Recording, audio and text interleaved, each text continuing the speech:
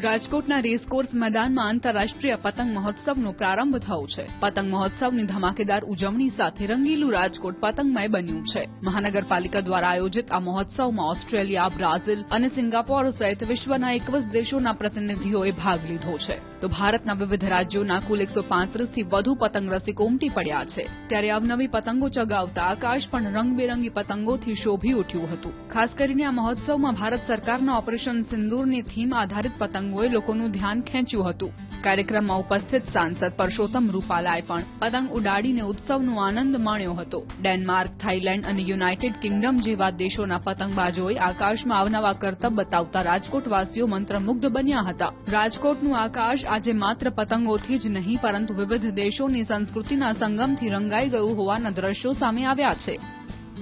આદરણીય વડાપ્રધાન શ્રી નરેન્દ્ર મોદીજી આપણા રાજ્યના મુખ્યમંત્રી શ્રી હતા ત્યારે પહેલો પતંગોત્સવ એનું આયોજન અમદાવાદ ખાતે કરવામાં આવેલું હતું।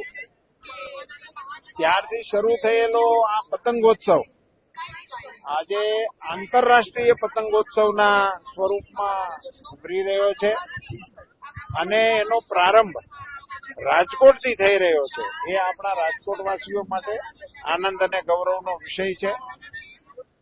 આ પતંગોત્સવમાં વિશ્વભરના દેશોએ ભાગ લીધો છે। આપણા દેશના પણ અન્ય પ્રાંતના પતંગવીરોએ આમાં ભાગ લીધો છે અને આંતરરાષ્ટ્રીય પતંગવીરોએ ભાગ લઈને આપણા પતંગ મહોત્સવની અને આપણા તહેવારની આંતરરાષ્ટ્રીય પ્રતિષ્ઠા વધારવાનું કામ થઈ રહ્યું છે।